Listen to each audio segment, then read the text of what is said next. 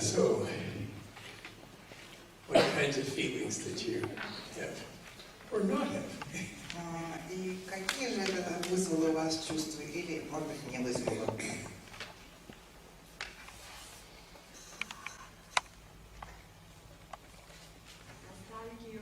Nostalgia.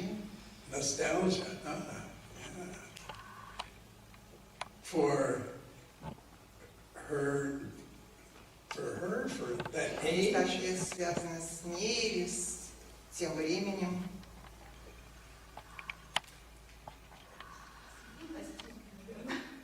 Что? С юностью. With youth.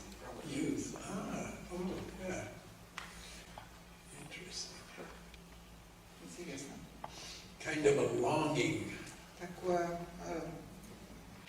тяга. A little sadness.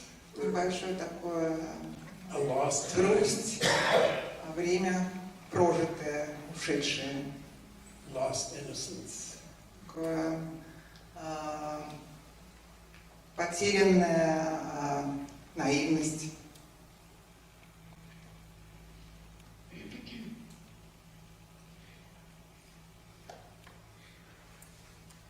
Any other reactions? Какие-то еще реакции?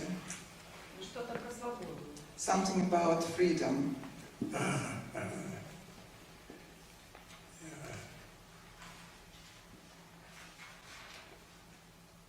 Sense of freedom. Такое ощущение свободы. What's the feeling there about freedom? How does freedom make you feel?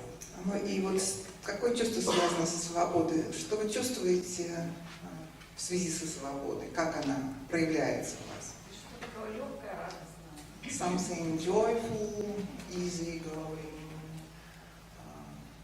relaxed. Okay, joy. Радость. That's the feeling there. Да, это чувство радости. Who was it that said? Кто сказал? Free at last, God Almighty, thank you, free at last. Кто сказал? Наконец свободен, наконец свободен. Another black man. Еще один черный человек. Martin Luther King. Мартин Лютер Кинг. And said with real joy. И он сказал это действительно с радостью, с большой радостью. Чувство беззаботности, когда ничего не надо решать. Carelessness, when you don't need to decide anything. Carelessness. Carefree, yeah, carefree. Carefree, yeah.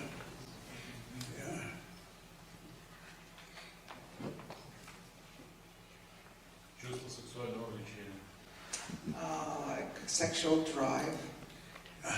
There's real sexual drive, energy. Да, там энергия такая сексуальная. Eros. Эрос.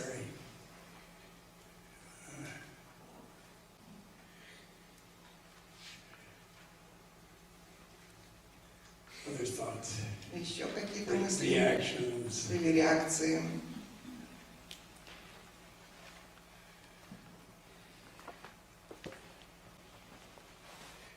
I worked for 4 years in Detroit while I was in graduate school with Clark Misnakis, one of the founders of humanistic existential Я psychology. 4 года учился с Мустакисом, когда в университете.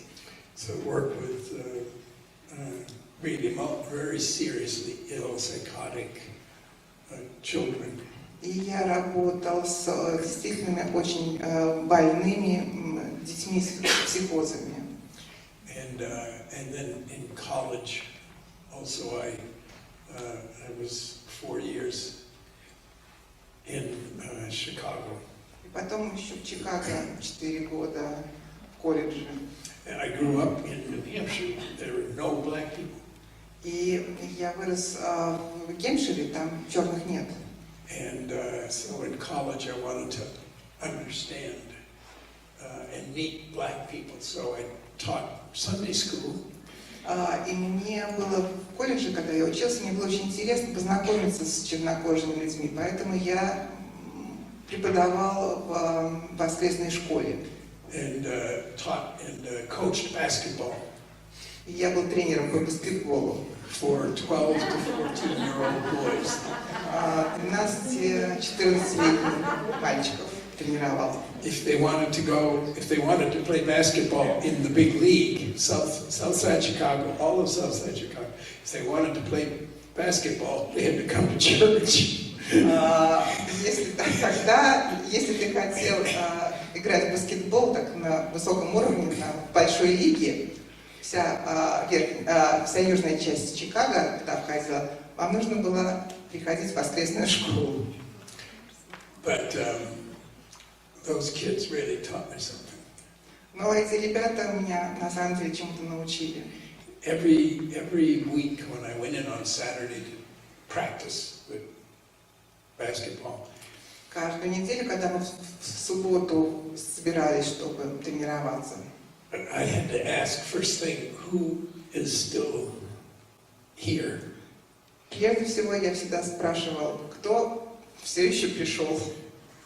Because the gangs would beat up the children, that they would get knifed or they'd knife somebody else. It was a whole new, this never happened in New Hampshire, but it was just a whole different experience. Потому что там были банды, и очень часто кто-то страдал от ножовщины, кто-то сам участвовал в ней. И такая жизнь была совершенно незнакома в Гэмпшире. Такого в Гэмпшире вообще не было никогда. But the joy I remember feeling when my team beat another team who had a very tall person who lied about his age. Но когда моя команда выигрывала другой команды, и там были очень высокие ребята, которые говорили неправду про свой возраст, то есть уменьшали свой возраст, чтобы быть выше. But we could not prove it. Но мы не могли этого доказать. So I had the best player on my team, is very gifted basketball player. И у меня был очень талантливый парень, он в моей команде. And I said, I don't want you to score. Don't want you to score. И я сказала ему, я не хочу, чтобы ты забивал. He was our high scorer. Хотя он был самый меткий из нас. I want you to stick on this big guy like you're his skin. Я хочу, чтобы ты просто прилепился к этому высокому парню из другой команды, как будто ты его кожа. And I don't want you to let him touch the ball. Я хочу, чтобы ты просто не давал ему дотронуться до мяча. And he did it, and then all the other little boys И он так и сделал. И все остальные маленькие ребята on my team, they won the game. Им удалось выиграть. And I will never forget the joy on their faces. И я никогда не забуду радости на их лицах. When they had something in their lives that they had done that was positive, that was all theirs. И у них в жизни появилось что-то, чего они сами достигли, что они сделали, и это было очень положительное, и это было их. And I still think this is one of the nicest things I've done in my life. И я до сих пор продолжаю думать, что это была одна из самых лучших вещей, которые я сделала в этой жизни. I took him out one Saturday to Wheaton campus where I went to school. У нас был лагерь такой летний, и я их повез. Yeah. And I went to the gym where the college students were playing. И я их повез в зал, в котором играли студенты колледжа. And these little kids played. The college kids who were, 5'8", 5'10", 6 feet, just like. But these little boys. И вот эти малыши мои, маленькие ребята, играли с этими высоченными ребятами из колледжа, там 5-60 футов. They were like mice or something. Really, the college students didn't know what to do with them. Мои маленькие, они такие, просто бегали как мышки между этими студентами, и студенты даже не знали, что с ними делать, они мельтешили у них под ногами. But so much suffering led to so much joy. И такое большое страдание, которое они переносили до этого, приводило к такой большой радости.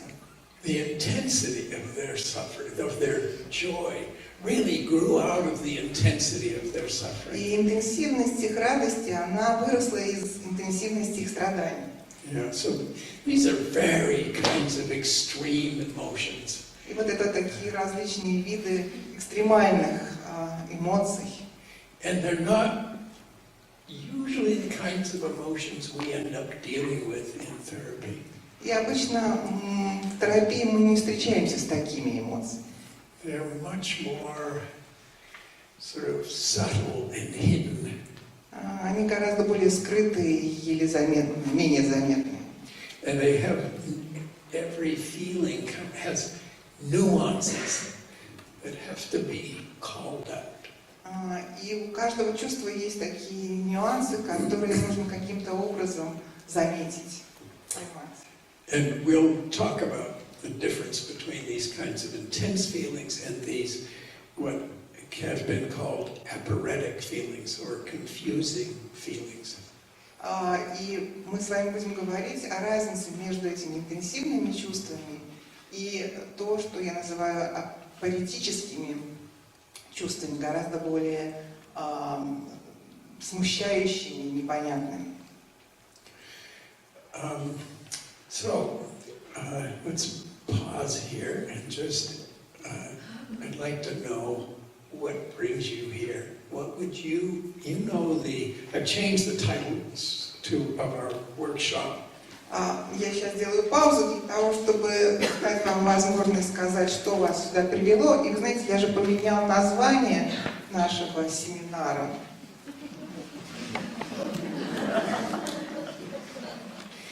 Slightly, still on the same. Немножечко. Это про то же самое, но все-таки немножечко поменял. But basically you get the idea. Но идея осталась та же. Эмоции в психотерапии и в жизни. Экзистенциальный взгляд и возможности. So I realized that it's really not possible to talk about emotion as a clinical phenomenon. Я поняла, что невозможно говорить об эмоциях как о клиническом явлении. It's first of all a human phenomenon. Это прежде всего человеческое явление. And it's something that we all experience, and either is the spice of our life or the bane of our life. И это у нас всех есть эмоции. И это суть нашей жизни. Это то, что нас делает живыми. And originally the title was, I think, dealing with intense feelings in psychotherapy. Вначале название было «Работа с интенсивными чувствами в психотерапии». And I would like to talk about 3 or 4 different ways to go about that. И я буду говорить о нескольких 3-4 способах, как с этим быть. But even before that, you have your ways of dealing with emotion. Но даже до того, как мы начнем это делать, у каждого из вас есть ваш собственный способ бытия и что вы делаете с эмоциями. You have your questions about У emotions. вас есть свои вопросы относительно эмоций. You have some emotions that are very easy for you. Есть какие-то эмоции, которые для вас не представляют труда. And some that are much more difficult. И есть какие-то, которые гораздо сложнее. But I'd like to hear about what about emotions you might be curious about this weekend. И я бы хотела услышать от вас, о каких эмоциях вы бы хотели узнать, какие эмоции вызывают у вас любопытство, которые вы бы хотели удовлетворить на этом семинаре.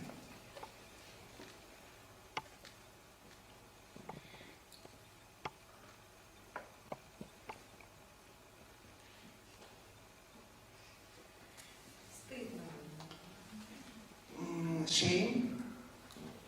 Shame. Who's, I didn't see. Кто сказал? Oh, shame. Shame. Oh, that's Да, стыд. one of the primary ones, I think, Это that один из таких базовых, we live with. основных эмоций, с которыми нам приходится жить.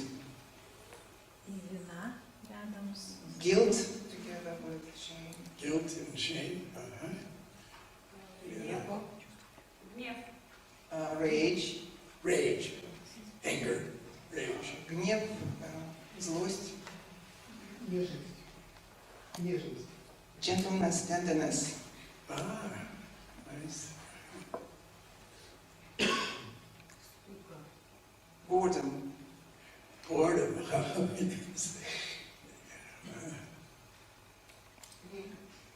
Laziness. Laziness. It's behavior, not a feeling. Это не чувство, это What's the feeling behind что laziness? за этим поведением, ленивым поведением, что за чувство стоит. I know, I don't know if this helps Не you, знаю, but поможет ли это вам или нет. I know when I'm behaving in a way that I might want to call myself lazy, I'm depressed. Я не знаю, поможет вам это или нет, но когда я веду себя так, что это можно со стороны назвать ленью, я знаю, что за этим стоит ощущение депрессии, подавленности. Or frightened, Или страх. anxious. Or ashamed. Или, может быть, тоже стыд.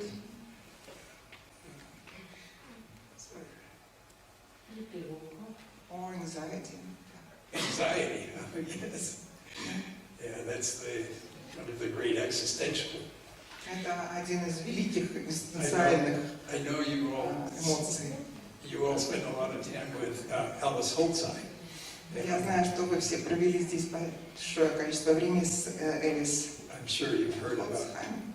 I'm sure you've heard about anxiety from her. А можно повторить, какая What's the emotion? Тревога. тоска? Sadness, deep sadness. Is this the sadness of? Is this the sadness of mourning or grief, or is it another kind of Это sadness? такая, как бы, связано с горем или с Mourning. или с гореванием. Со стремлением к чему-то... It's like it's sadness about not being able to reach something. Striving to get something, possible, maybe something which has been in the past. С грустью связанное с чувством потери. Sadness about loss. Yeah. Ambivalence of different feelings. Близость и влюбленность. Closeness and feeling in love.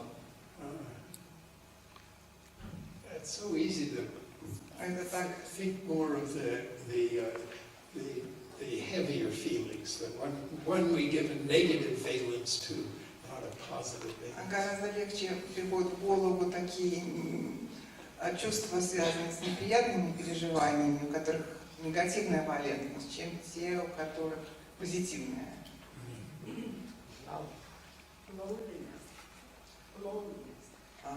Одиночество. Loneliness. Loneliness, yeah, loneliness. Любовь. Love, yeah. Desire. Желание.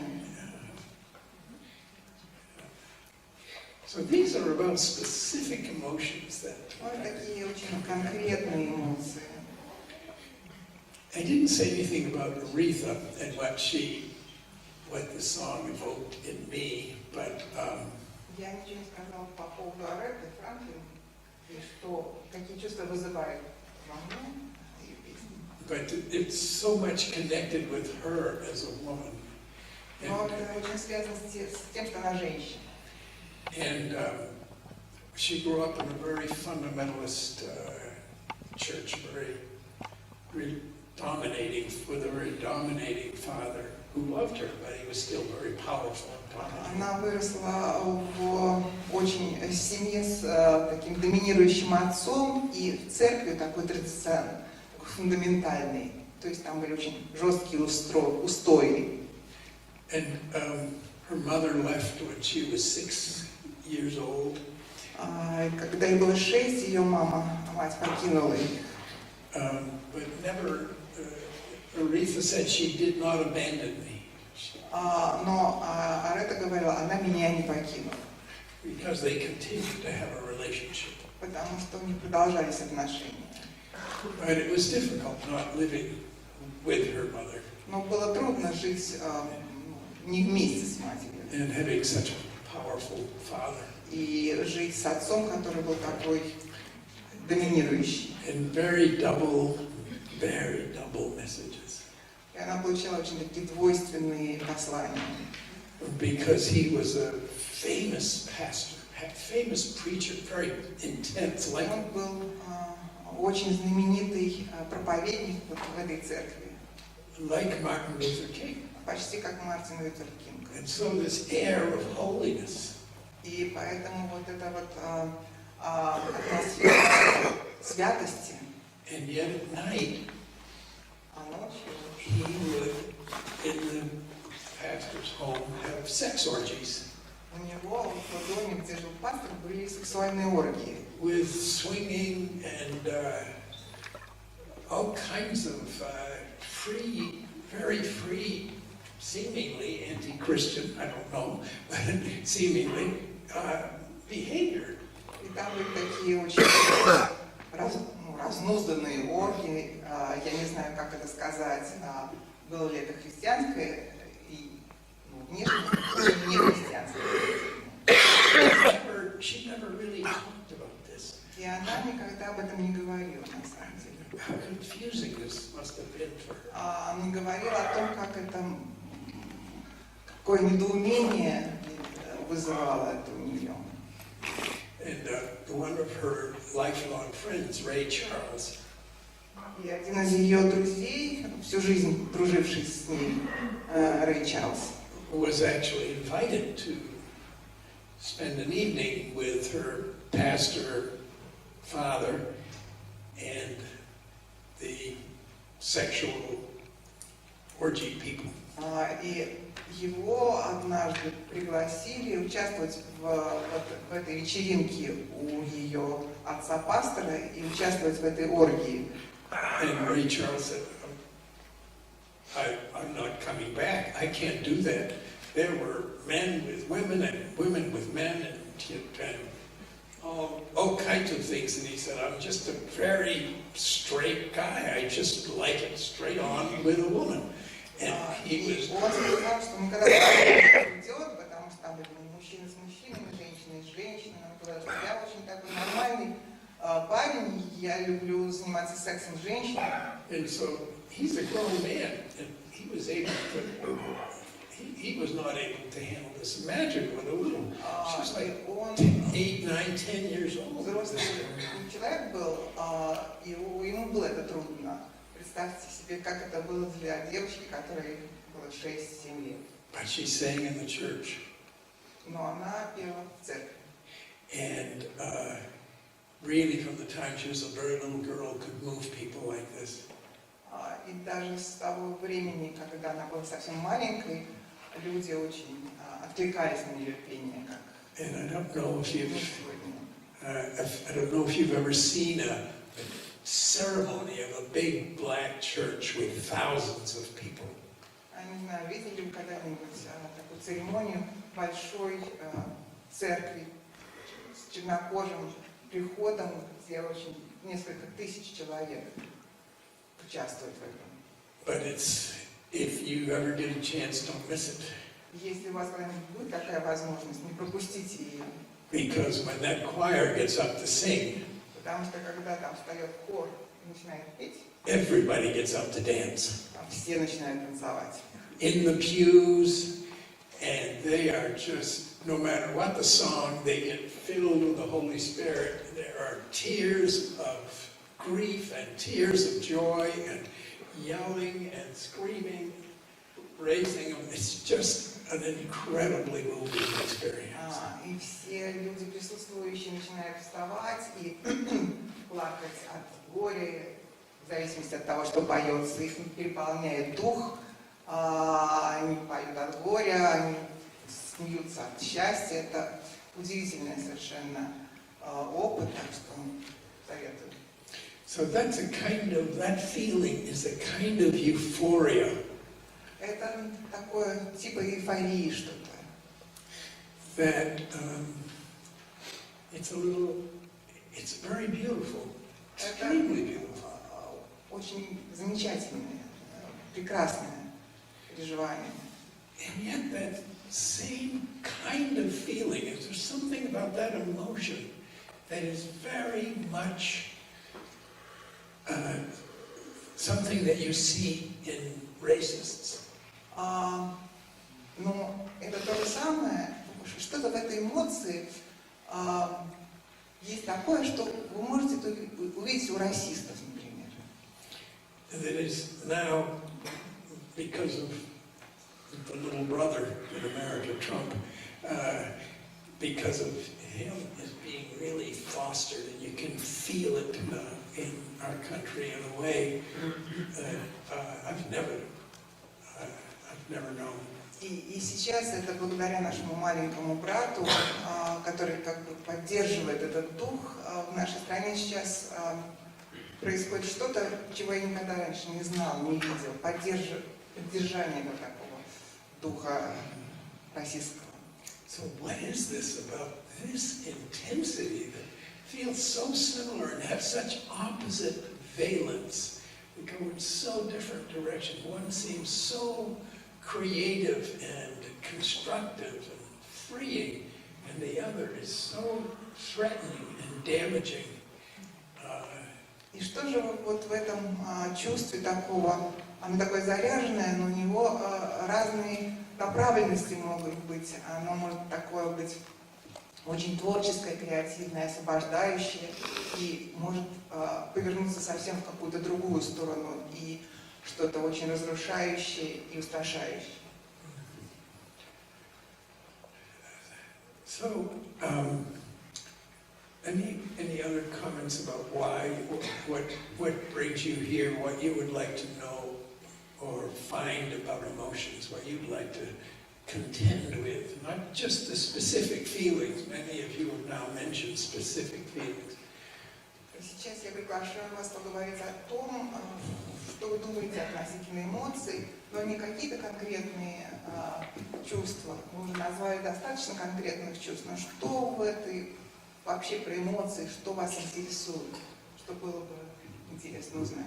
Maybe an example or two of some Может быть, clinical situation where there was a lot of emotion and you felt kind of stumped.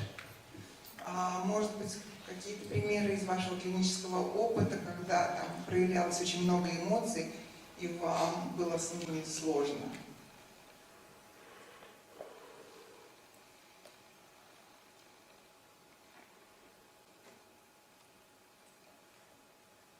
Думаю, что было бы важно для моих клиентов, чтобы я была более способной помочь им понять, каким чувствам, в какое время и как следует ли следовать действовать. I believe it would be very helpful to my patients for me to help them to understand about their feelings, which feelings at which moments they should trust. Oh, yeah.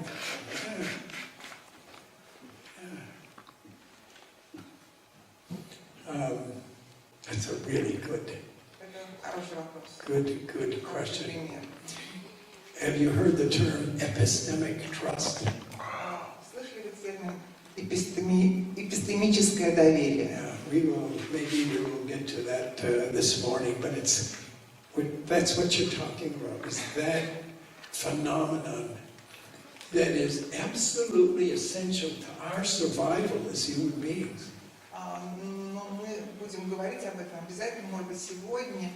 Это такой феномен, который для нас, как для людей, абсолютно важен для нашего выживания. To be able to trust the validity of your own emotions and your own perceptions. Быть способным доверять важности своих, ценности своих эмоций и своего восприятия, насколько мы доверяем ему. And just as important to trust what comes to you from the world. И точно так же доверять то, что вам приходит от мира. That what is said by another person, your mother, your father, your therapist, your lover, your husband, wife, best friend, to trust that what they're saying is, in fact, an accurate reflection of their feelings, their beliefs, or what they see in the world. Доверять тому, что говорит ваша мама, папа, ваш терапевт, близкие вам люди, ваши друзья, любимые, что то, что они говорят, действительно отражает то, как они видят и чувствуют. Is there a correspondence Есть ли соответствие between my experience между моим опытом and the world itself? И миром? Does that make sense? Это понятно? Yeah, this is really one of the great challenges, and it's one of the main things that we do to facilitate what is called affect regulation. И это одна из важных вещей, одна из больших трудностей. И это, на самом деле, на это направлено наше действие, когда мы занимаемся все то, что называется регуляцией эмоций. Almost impossible to regulate one's own affects. And regulation. На самом деле невозможно регулировать собственный аффект. Even that question, regulate affect, is this something that we really want to do, or is it something that we must do? И даже сам этот вопрос регуляции аффекта вызывает у нас недоумение. Это мы хотим это делать? Мы хотим, чтобы у нас получалось, чтобы мы регулировали. Нужно ли это делать?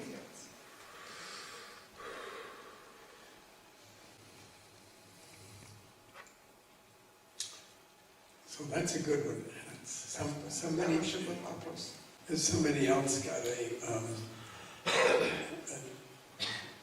question about dealing with feelings in therapy. Есть ли какие-то еще вопросы, может быть, у кого-то чувства в терапии, вопросы, связанные с чувствами в терапии?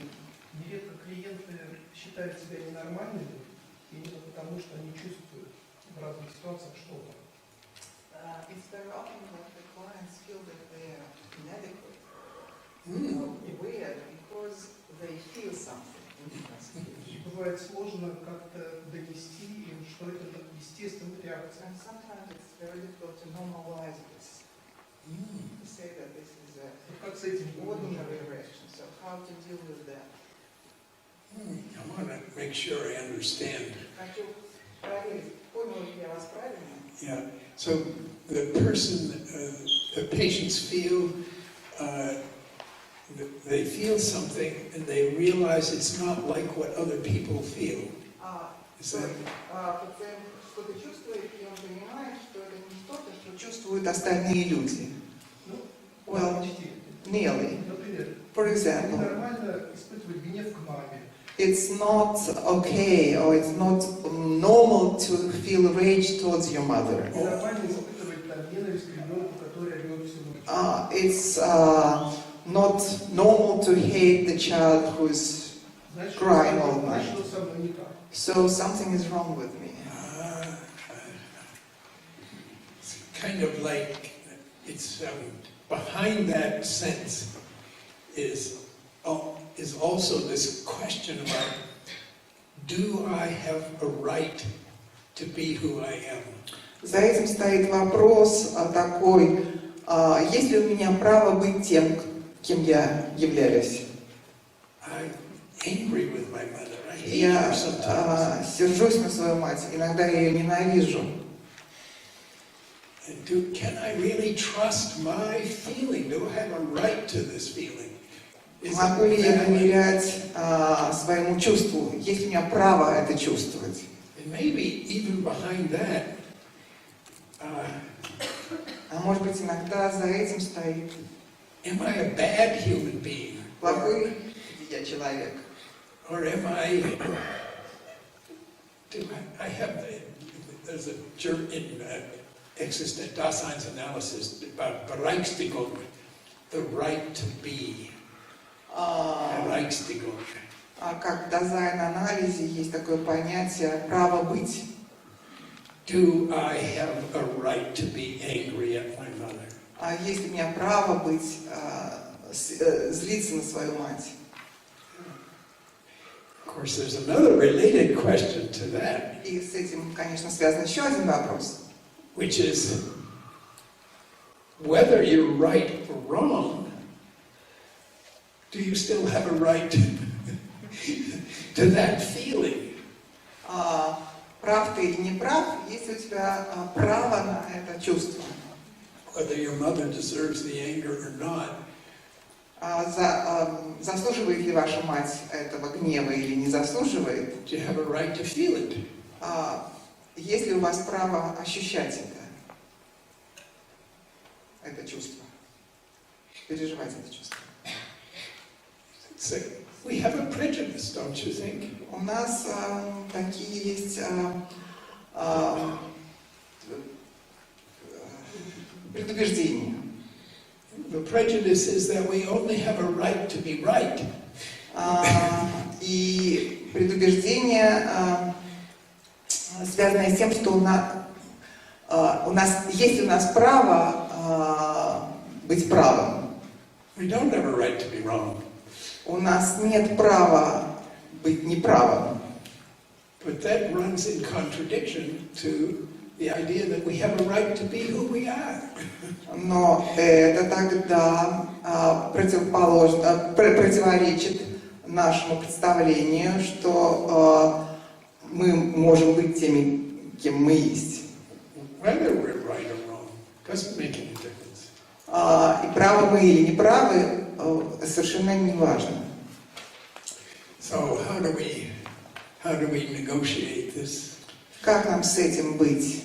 Very common, I think, and very challenging С очень situation обычной in и therapy. очень трудной ситуацией в терапии. Are we on? Да? Понятно? Okay. Да? Oh, those are two really good questions. Это два очень хороших вопроса. Other questions, or even very specific clinical situations. Может быть, Specific вопросы patient. или какие-то очень конкретные примеры с конкретным пациентом. Такой вопрос: трудность работы с чувствами клиента, с теми чувствами, которые он не осознает, не дифференцирует или не может назвать. The difficulty of working with the client with the feelings that he or she is unconscious of or doesn't differentiate or identify. Oh, okay. То есть доступа к этим чувствам практически нет. There's practically no access to these feelings. Yeah. They're not really clear feelings. Это не очень такие ясные чувства. Do you have the experience with this person that when you ask them how they're feeling, they say, I don't know? Бывает ли у вас так с этим человеком, когда вы спрашиваете, что он или она чувствует, этот человек говорит, не знаю. Yeah, very common. Да, очень часто такое бывает.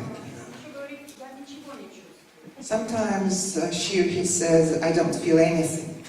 Oh, yeah. Well, now we have a question. It's about both of these. These are both. Go ahead. Еще более сложно, The more difficult is the situation когда я вижу, что внутри него есть. when I see that there is a lot going on inside. Он говорит о том, что But he says that он не хочет чувствовать, he doesn't want to feel, the feelings are in his way, и большая его ценность быть не чувствующим. and the great value of his, and he values not feeling anything. Like the Stoics. Like The Stoics. как стоики. Yeah. This feelings are not things to be identified with. Чувствами не стоит идентифицироваться, и ими не нужно заниматься. Yeah. Не стоит того. Yeah. These are both very similar and very common experiences in our clinical lives. Да, это очень часто мы с этим сталкиваемся в нашей клинической ситуации. And also in our personal lives. И в своей жизни тоже. If you have parents or patients who work with teenagers, or have teenage children, Если есть у вас среди ваших пациентов родители подростков, and they need to know their children, but им очень важно знать своих детей. but the children are often not mature enough to be able to say what their feelings are. It's also a developmental phenomenon. Но дети часто еще не дозрели до того, чтобы понимать и быть со своими чувствами. Это, кстати говоря, соответствует определенной стадии развития. Or they don't want the intrusion there. Или они не хотят, чтобы родители внедрялись в их жизнь. They're not wanting to say to their parents what they're feeling or what they're thinking is a way of preserving their own nascent identity, their very beginning identity. Это способ, они не хотят показывать, не хотят говорить о своих чувствах, как способ защитить свою очень молодую идентичность, которая только нарождается. So how are we doing with both of you? Как мы... There's two. Hello. Trying to get that person's attention.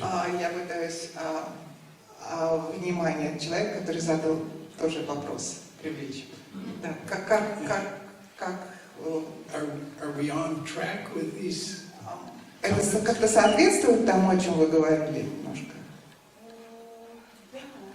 Yes. Вот вы говорили о родителях, да, вот если взрослый человек, который отказывается чувствовать, это можно как-то пытаться вернуться в детство и пытаться понять, что происходит с родителями, что происходило с родителями. Speaking about parents, if there is an adult person and he says that he doesn't feel anything, the way to work with it is probably to go back into his childhood and to speak about what was going with his or her parents, among them. Yeah, that's one possibility. Да, это одна из возможностей. The other possibility is to inquire about the present moment. Вторая возможность спросить про настоящий момент. And the body. Что происходит с телом? That's one of the first questions. Первый вопрос, который... Not always, of course. Ну, не всегда, конечно. Because there are no always in psychotherapy. Потому что в терапии не бывает никогда всегда. But very common to ask when the person speaks about feelings. Когда человек говорит о чувствах, мы очень часто обращаем его к телу. To ask where it shows itself in the body. Где, в какой части тела это проявляется. Where is that in your body right now? Сейчас, где вы чувствуете это в вашем теле? How do you feel in your body? What Как is вы that like? чувствуете это в вашем теле? На что это похоже?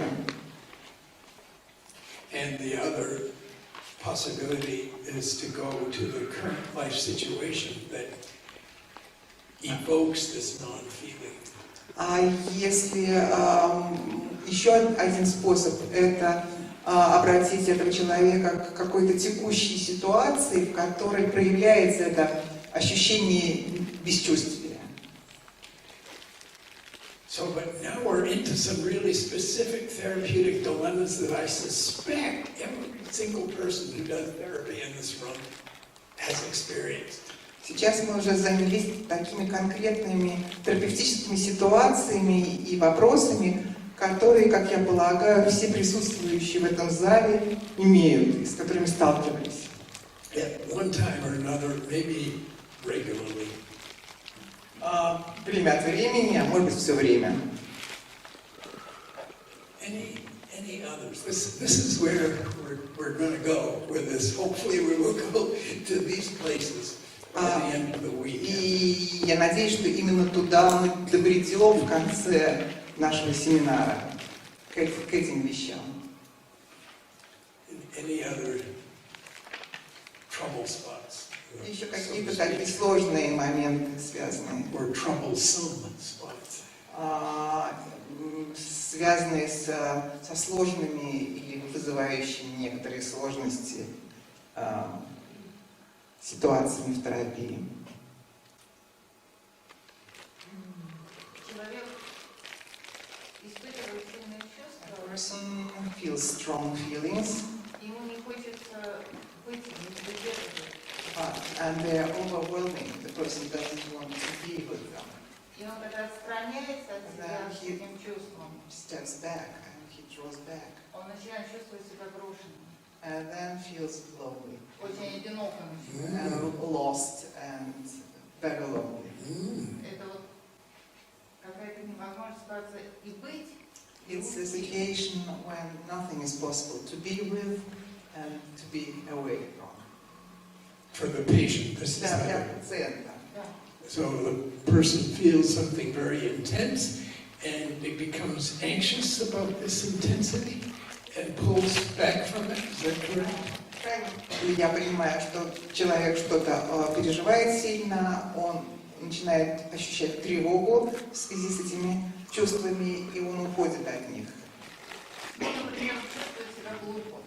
A person may feel oneself foolish, stupid, И он хочет не быть там, где он глупый, он хочет быть там, где он умный. and the person doesn't want to be in this place of stupidity, goes to the place where he feels intelligent.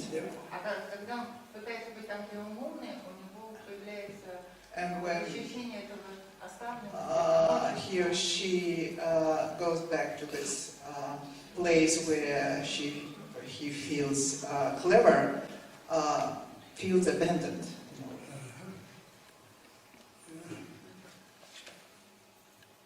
And you're thinking of a specific patient. И вы сейчас думаете о каком-то конкретном человеке, да? Ну да. Yes, I do.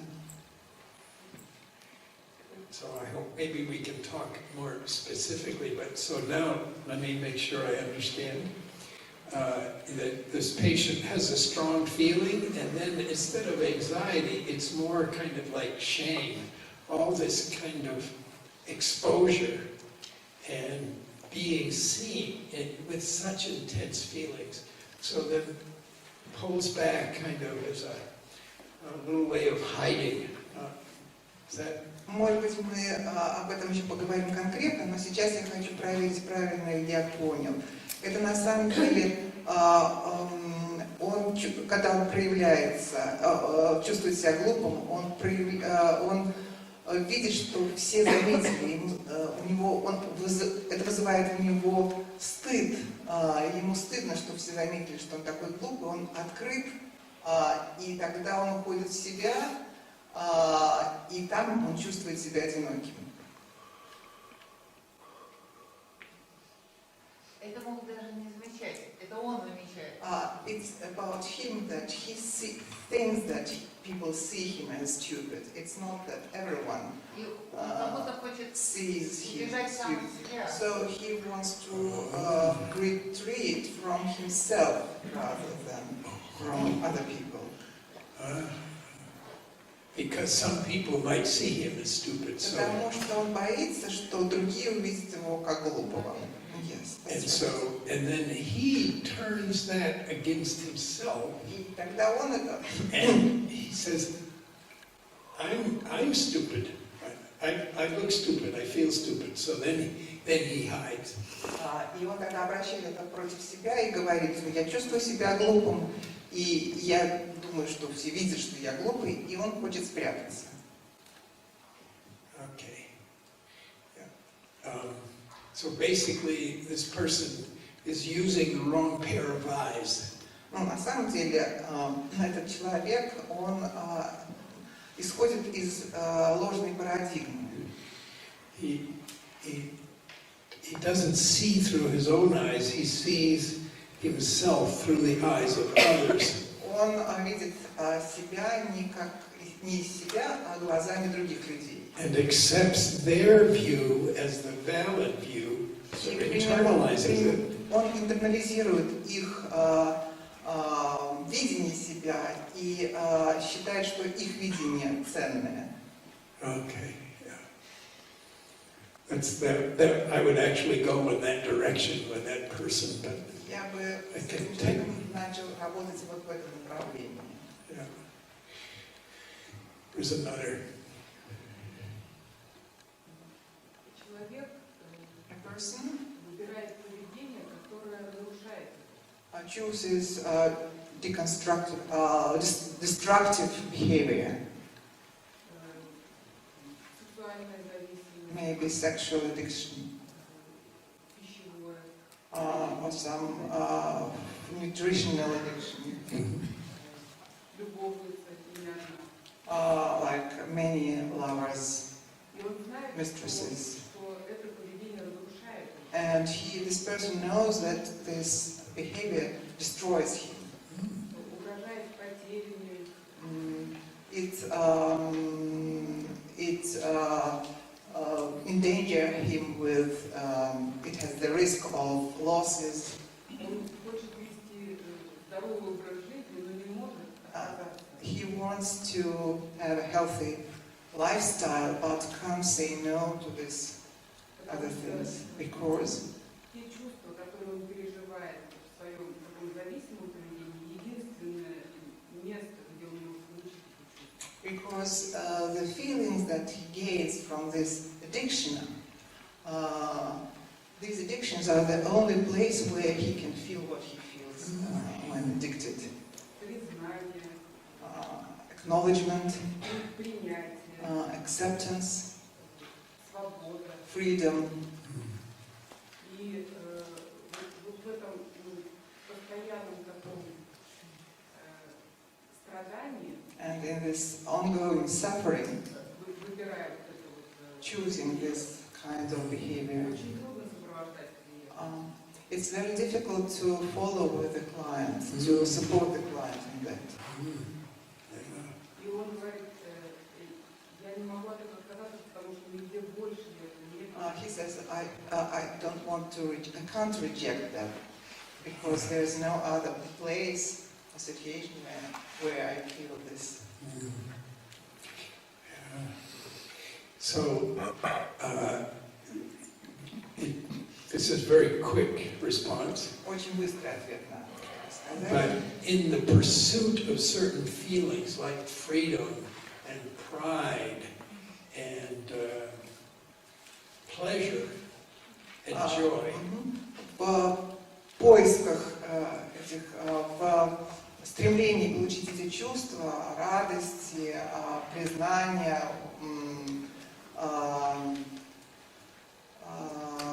гордости, and to seek a connection that this person already knows is somehow inauthentic, destructive. но он устанавливает связь с с теми отношениями, про которые он уже знает, что они деструктивны, что они для него вредны.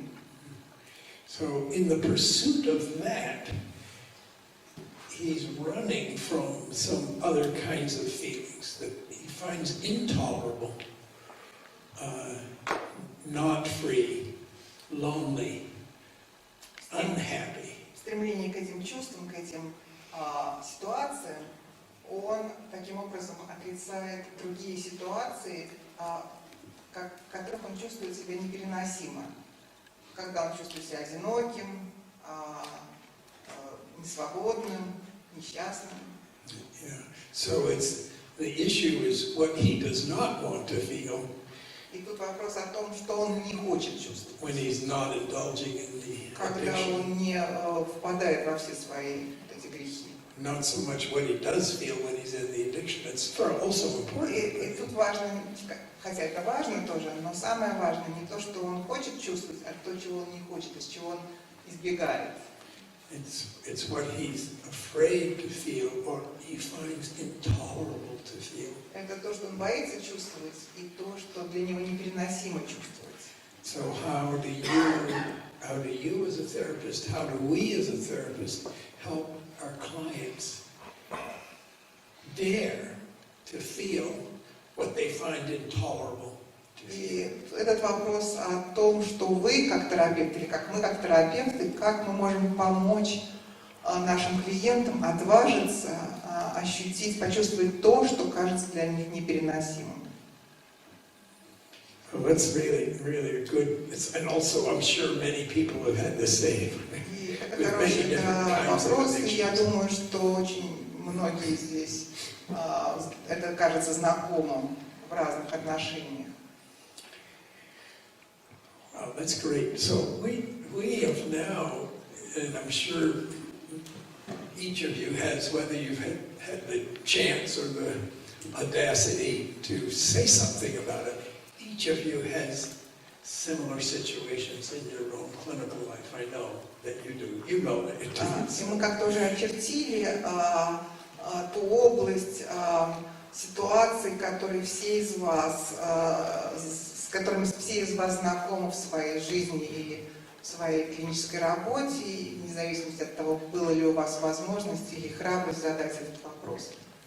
So I'm hoping we're not going to be able to answer all these questions, deal with all those specific situations, but hopefully we will learn some perspectives.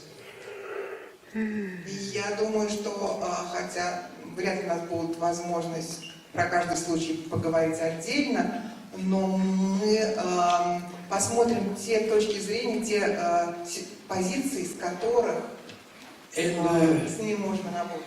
And an existential twist on those perspectives. И такой экзистенциальный взгляд на эти ситуации. Whether those perspectives come from science or philosophy or psychology. Откуда эти взгляды? Из философии или из терапии, или из психологии? How can my existential glasses help me to see more clearly what's really happening? А как мои экзистенциальные очки могут помочь мне яснее увидеть то, что происходит? So I'm thinking maybe we should be taking a break here pretty soon. What do you think? Как вы думаете, готовы мы сделать перерывчик? Thank you so much for all the examples. Спасибо за все ваши комментарии и примеры.